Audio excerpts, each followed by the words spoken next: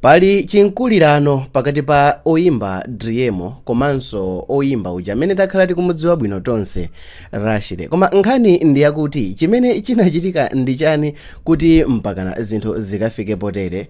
Dikirani ndifotokoze.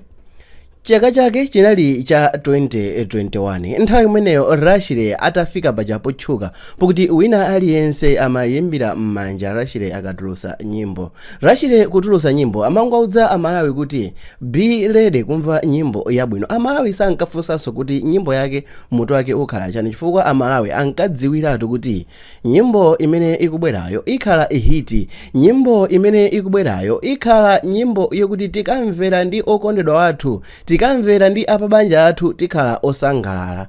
Koma panapezekano kuti pachitika mistake monga mmoyo mwa munthu wina aliyense. Rashid chithunzi chake kapena kuti kanema wake amene anaonesa iyeyo ali ku room ndi nsikana akukhala ndi nthawi yabwino yomusangalasa Rashid.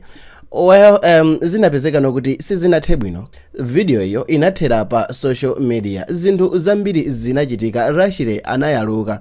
Tinalankhulapo mu video ina yake kuti anthu ena achipongwe anatenga video ya anthu akupanga zinthu zakuluakulu zakuchipinda ndikuyisakaniza ndi chithunzi cha Rashid komanso mkaziyo.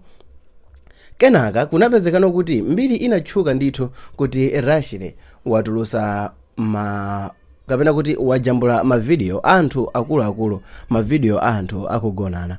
Izi zinakwisa Amalawi ambiri, ndipo chimodzi mwa zinthu zimene zinaononga kariya ya Rashid.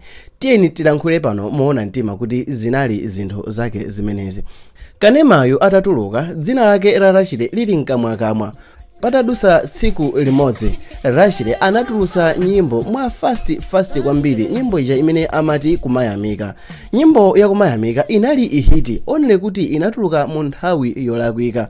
Zinthu zambiri anthu nyimboyo anayilandira, koma zinthu zinali zizona kuti Rashid pang'ono akuluza mafanzi. Anapasudwapo mwayi okayimba ku music festival ina yake ku Malawi, zimenenso sizinamuchitirekobe ubwino. Anthu ena amati ayi mwina ma stress yamaganiza kwambiri, anthu ena amati ayi stage inamukulira. Mwini wakeyo anavomereza kuti kunali koyamba kuyimba pa stage chachikulu ngati chimene chija, komano Amalawi amumvesese munthuyo azitolera. Pakupita kwa nthawi patangodusa timiyezi tochepa kunatulukira munthu wina ku Nchisi amene ankayimba exactly ngati Rashid. Mawu kachitidwe bendi ka mawu zinthu zambiri ankafanana ndithu. Ndipo brandi ina yotchuka ku Malawi imene imachita